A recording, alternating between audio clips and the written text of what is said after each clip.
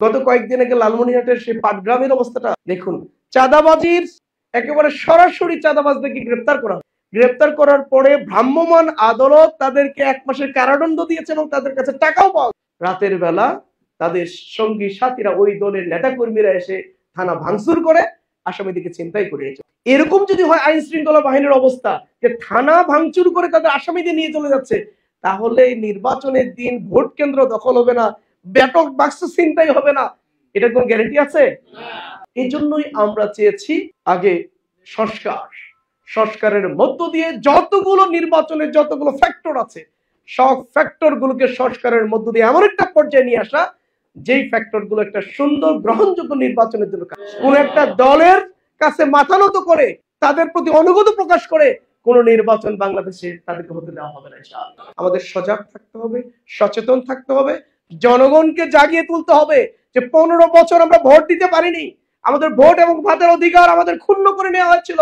15 বছর পরে আমরা এবার ভোটের জন্য প্রস্তুত আছি এবং সেই ভোটটা, সেই নির্বাচনটা যেন ওই 15 বছরের মতো না হয়, এই ব্যাপারে আমরা সজাগ আছি, সচেতন আছি এবং কোনোভাবেই সেই ধরনের নির্বাচন আমরা মানি না, মানব না, হতে দেব না ইনশাআল্লাহ। আসসালামু আলাইকুম রহমতুল্লাহ। সুপ্রিয় দর্শক, জীবন্ত শহীদ মোহাম্মদ দেলোয়ার ভাই, সাবেক ইসলামী ছাত্র শিবিরের কেন্দ্রীয় সভাপতি, বর্তমানে বাংলাদেশ জামাতে ইসলামী ঢাকা মহানগরের দক্ষিণের সহকারী সেক্রেটারি জেনারেল, তিনি অসাধারণ একটা কথা বলেছেন। আপনারা জানেন, কিছুদিন আগে পাটগ্রামে 2 চাঁদাবাজকে ধরে ম্যাজিস্ট্রেট ধরে থানাতে হস্তান্তর করেছিল। সেই চাঁদাবাজের গ্রুপেরা রাতে এসে থানা হামলা করে ওই 2 চাঁদাবাজকে বের করে নিয়ে যায়। তো সেই কথাই দেলোয়ার ভাই বলেছে যে চাঁদাবাজেরা যদি থানা হামলা করতে পারে, তাহলে ভোট কেন্দ্র হামলা করতে পারবে না কেন, আর ব্যালট বাক্স ছিনতাই করতে পারবে না কেন? যদি আইন শৃঙ্খলা পরিস্থিতি এইরকম থাকে, তাহলে সেই নির্বাচনটা কিভাবে হবে? তো সেই নির্বাচনের দাবিতেই, 7 দফা দাবিতেই জামাতে ইসলামী 19 জুলাই সরোয়ার্দী উদ্যানে একটা ঐতিহাসিক সমাবেশ করতে যাচ্ছে। তো প্রিয় দর্শক, সেই সমাবেশকে বাস্তবায়নের লক্ষ্যে জামাতে ইসলামী একটা আলোচনা সভা করছে। সেখানে ডক্টর শফিউল ইসলাম মাসুদ ভাই বক্তব্য দিয়েছে, সেই ভিডিওটা আপনাদের দেখাইছি। তো এখন আপনাদের দেখাবো দেলোয়ার ভাই সেখানে কি বক্তব্য দিয়েছে।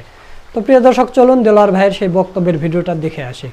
আসসালামু আলাইকুম ওয়া রাহমাতুল্লাহি ওয়া বারাকাতুহু। সম্মানিত ভাইরা আমার, আমরা এমন একটা সময় এই সমাবেশের সিদ্ধান্ত আমরা গ্রহণ করেছি, যে সময়টা বাংলাদেশের রাজনীতির জন্য একটা অনেক বড় মাইলফলক। যখন আপনারা দেখছেন যে আগামী সুন্দর গ্রহণযোগ্য একটা নির্বাচনের জন্য যখন জাতীয় ঐক্যমত্যের কমিশন রাজনৈতিক দলগুলো নিয়ে বসে বসে একটা ঐক্যমত্যে পৌঁছানোর জন্য চেষ্টা করছে, একটা সুন্দর গ্রহণযোগ্য নির্বাচনের জন্য একটা সুন্দর পরিবেশ তৈরি করার জন্য চেষ্টা করছে, ঠিক তখন একটা দল, বলা যায় যে সেই দীর্ঘ 15 বছরে ফ্যাসিবাদী খুনি হাসিনা যেভাবে যেনতন ভাবে একটা নির্বাচন দিয়ে ক্ষমতায় যাওয়ার স্বপ্ন দেখতো, আজকের সময় একই ধরনের স্বপ্ন আমরা লক্ষ্য করছি আরেকটা দল দেখছে।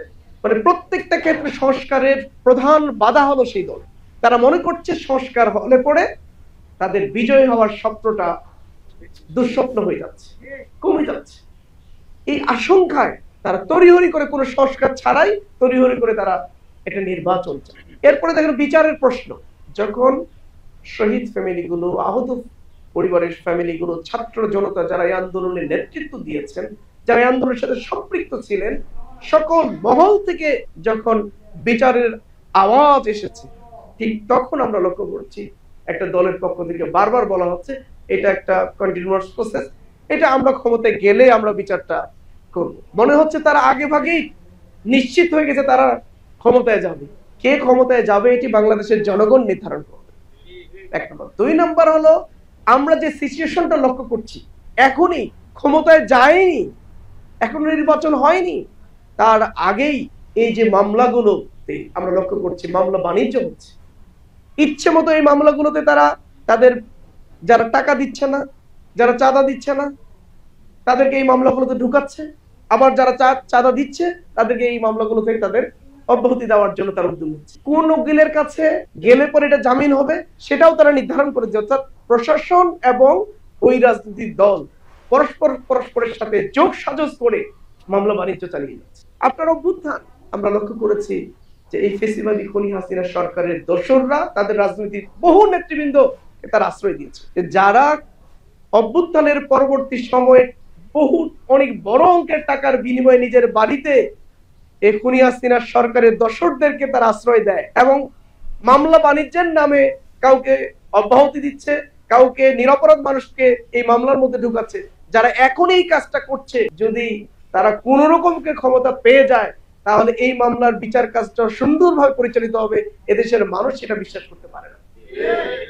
এই জন্য আমরা বলেছি নো, বাংলাদেশের মানুষকে আর বোকা বানানো যাবে না।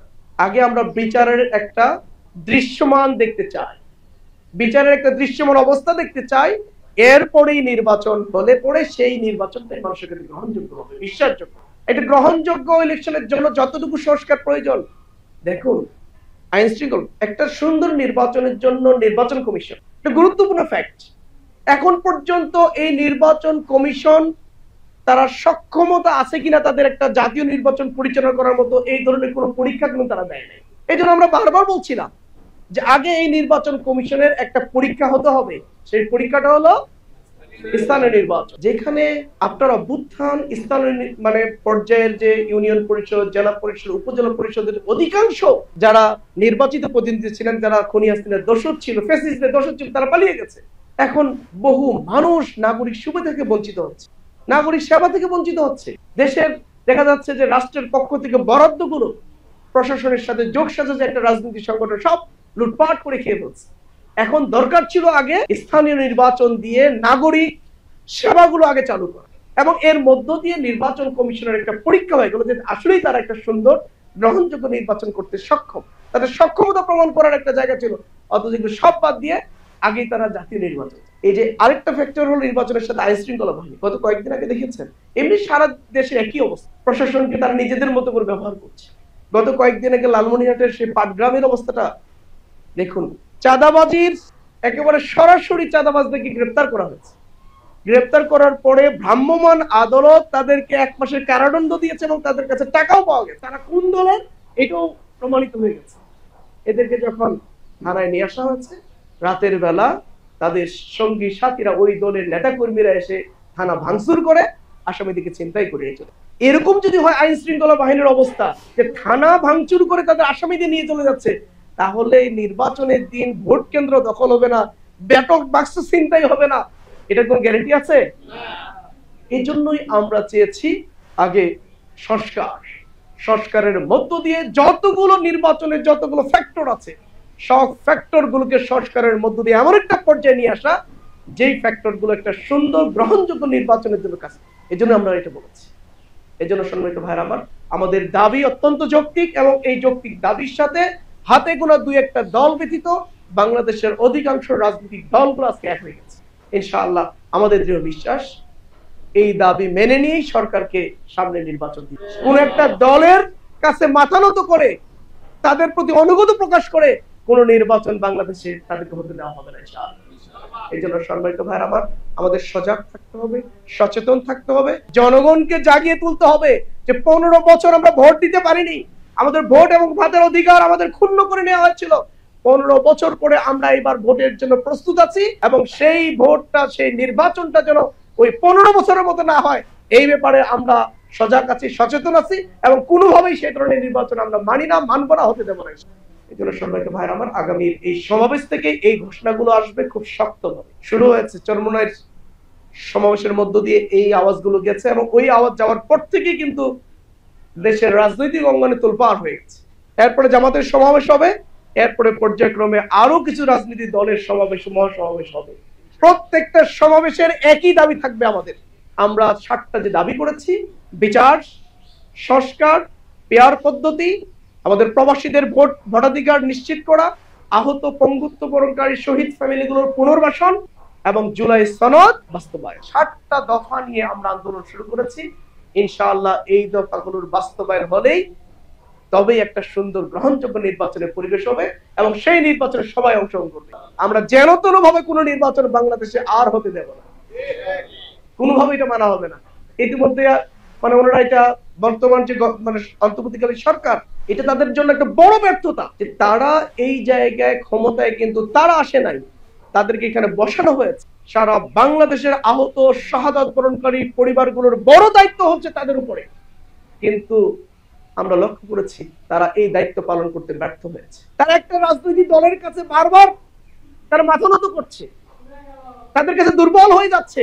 সকল রাজনৈতিক দলগুলোর সাথে কথা বলে বর্তমান অন্তর্বর্তীকালীন সরকারের প্রধান একটা নির্বাচনের ডেট ঘোষণা করলো, আবার এখান থেকে লন্ডনে গিয়ে শুধু একটা দলের সাথে কথা বলে আবার সেই নির্বাচনের ডেট পরিবর্তন করে ফেলে। এটা বাংলাদেশের বাকি রাজনৈতিক দলগুলোর সাথে একটা তামাশা হয়েছে। এর দ্বারা তারা প্রমাণ করেছে যে আসলে বর্তমান অন্তর্বর্তীকালীন সরকার নিরপেক্ষ নয়, তারা একটা রাজনৈতিক দলকে একটু বেশি সুবিধা দেওয়ার চেষ্টা করছে। আমরা তীব্র প্রতিবাদ জানিয়েছি এবং দেশের অনেকগুলো রাজনৈতিক সংগঠন এর প্রতিবাদ জানিয়েছে। আমরা বৈঠককে অ্যাপ্রিসিয়েট করেছিলাম যে এই ধরনের বৈঠক হইতেও পারে, কোনো সমস্যা নেই। বাংলাদেশে যেহেতু উনি বাংলাদেশে নাই, উনি দেশের বাইরে আছে, ওনার সাথে বসতেই পারেন, ডায়লগ হতেই পারে। কিন্তু উনার সাথে বৈঠকে একটা সকল রাজনৈতিক দলগুলোর সাথে বৈঠকের পর একটা সিদ্ধান্ত হলো, এই সিদ্ধান্ত একটা দলের সাথে কথা বলে চেঞ্জ হয়ে যাবে, এটা দেশের মানুষ গ্রহণ। এই জন্য এটারই প্রতিবাদ আমরা করেছি। এটা অনেকে ভুল বুঝিয়েছে যে তারেক জিয়ার সাথে মিটিং করাটা আমরা নাকি পছন্দ করি না। আমরা ওইটাকে বলি, আমরা বলেছি ওটাকে অ্যাপ্রিসিয়েট করেছি, কিন্তু আমরা বলেছি যে একটা দলের সাথে কথা বলে কেন নির্বাচনের ডেট পরিবর্তন করা। আমরা এইটার প্রশ্ন তুলেছি। আমরা প্রশ্ন তুলেছি সরকার একটা রাজনৈতিক দলের সাথে যৌথভাবে প্রেস ব্রিফিং কেন করলো? এটা তো বাংলাদেশের কালচার। এর দ্বারা তারা আসলে নিরপেক্ষতারাই প্রশ্নবিদ্ধ করে তুলেছে। এই জন্য তাদেরই উচিত হবে এখন তারা যে নিরপেক্ষ এটা তাদেরকে প্রমাণ করতে হবে। তাদের দায়িত্ব হলো জুলাই সনদ দ্রুত সময়ের ভিতরে ঘোষণা করা। কারণ যে রক্তের উপরে দাঁড়িয়ে, যে জীবনের উপরে দাঁড়িয়ে তারা এই সরকারের এখন উপদেষ্টা হয়েছে, এত সম্মান মর্যাদার আসীন হয়েছে, তাদের উপর অনেক বড় দায়িত্ব রয়েছে। তারা যদি জুলাই সনদ দ্রুত ঘোষণা করতে পারে তাহলে মনে করি অন্তত কিছুটা দায়িত্ব তারা পালন করবে। বিচার কার্যটা যদি তারা একটা পর্যায়ে নিয়ে যেতে পারে তাহলে মনে করি তারা কিছুটা দায়িত্ব পালন করেছে। এবং যেই উদ্দেশ্যকে সামনে রেখে অভ্যুত্থান করতে, শুধু একটা রাজনৈতিক দলের ক্ষমতার পালাবদলের জন্য তো অভ্যুত্থান হয়নি, এত রক্ত হয়নি, দেওয়া হয়নি, এত জীবন দেওয়া হয়নি। মূলত একটি নতুন বাংলাদেশের স্বপ্ন, একটা নতুন রাজনৈতিক বন্দোবস্তের জন্য পুরাতন রাজনৈতিক যে কালচার গুলো ছিল বিগত সময় সবগুলোকে ভেঙে চুরমার করে দিয়ে একটি সুন্দর বাংলাদেশের জন্য যে ধরনের সুন্দর রাজনৈতিক বন্দোবস্ত দরকার, যে বন্দোবস্তের মধ্য দিয়ে আর কোন রাজনৈতিক শক্তি ফ্যাসিস্ট হওয়ার সুযোগ পাবে, এই ধরনের একটি নতুন রাজনৈতিক বন্দোবস্তের জন্যই আন্দোলন, অভ্যুত্থান, জীবন, নতুন বাংলাদেশ, নতুন স্বাধীনতা। আমরা চাই বর্তমান সরকার সংস্কারের মধ্য দিয়ে সেই জায়গায় পৌঁছে দিলে দেশের মানুষের সেই প্রত্যাশা পূরণ করবে ইনশাআল্লাহ। তাই আসুন সম্মানিত ভাইয়ের আমার, আমরা আর সময় নিচ্ছি না। আগামী 19 তারিখ বাংলাদেশের ইতিহাসে জামাত ইসলামীর যে ঐতিহাসিক জাতীয় সমাবেশ, এই জন্য আমরা মহাসমাবেশ বলি। মহাসমাবেশ হয় হলো একটা দলের নিজস্ব, তাদের শুধু নিজস্ব মহাসমাবেশ, সমাবেশ থেকে মহাসমাবেশ, অর্থাৎ সারা বাংলাদেশে তাদের নিজেদের লোক নিয়ে হলো। কিন্তু আমরা বলছি জাতীয় সমাবেশ, সকল মানুষের সমাবেশ, দেশের আপামর জনতার সমাবেশ হবে এটি ইনশাআল্লাহ। এই জন্য আমরা শুধু সরোয়ার্দী উদ্যান না, আমরা বলেছি পুরো ঢাকা শহর হবে ওই দিন হলো সমাবেশের নগরী ইনশাআল্লাহ। আল্লাহ আমাদের সবাইকে তৌফিক দান করুন। এখন থেকেই আপনারা প্রতিটা সেকেন্ড, প্রতিটা মুহূর্ত সেই সমাবেশের জন্য কাজ করবেন, রাতে আল্লাহর কাছে দোয়া করবেন, সাহায্য চাবেন, আর দিনের বেলা এই সমাবেশের প্রস্তুতির জন্য ছুটে বেড়াবেন মাঠে ময়দানে। আল্লাহ আমাদের সবাইকে সাহায্য করুন, তৌফিক দান করুন। আল্লাহ আমাদের সমাবেশকে তার নিরাপত্তা রহমতের চাদর আবৃত করে রাখুন। সেদিন আবহাওয়াকে আল্লাহ রাব্বুল আলামিন সুন্দর রাখুন আমাদের জন্য। যেই ধরনের আবহাওয়া থাকলে পরে এই সমাবেশটা সুন্দর হয়, সবার জন্য সহনীয় হয়, আল্লাহ সেই ধরনের আবহাওয়া আমাদের জন্য দান করে। সবাইকে ধন্যবাদ জানিয়ে আজকের এই সমাবেশ আমরা এখানে সমাপ্ত করছি। সবাইকে ধন্যবাদ। আসসালামু আলাইকুম। সুপ্রিয় দর্শক, আপনারা দেলোয়ার ভাইয়ের বক্তব্যের ভিডিওটা দেখলেন। তো দেলোয়ার ভাইয়ের কথাগুলো কেমন লেগেছে তা অবশ্যই কমেন্ট করে জানিয়ে দেবেন। ভিডিওটা ভালো লাগলে শেয়ার করবেন এবং আপনারা কে কোথায় থেকে 19শে জুলাই মহাসমাবেশে আসতেছেন সেটা কমেন্ট করে জানিয়ে দেবেন। সকলকে ধন্যবাদ। আসসালামু আলাইকুম ওয়া রাহমাতুল্লাহ।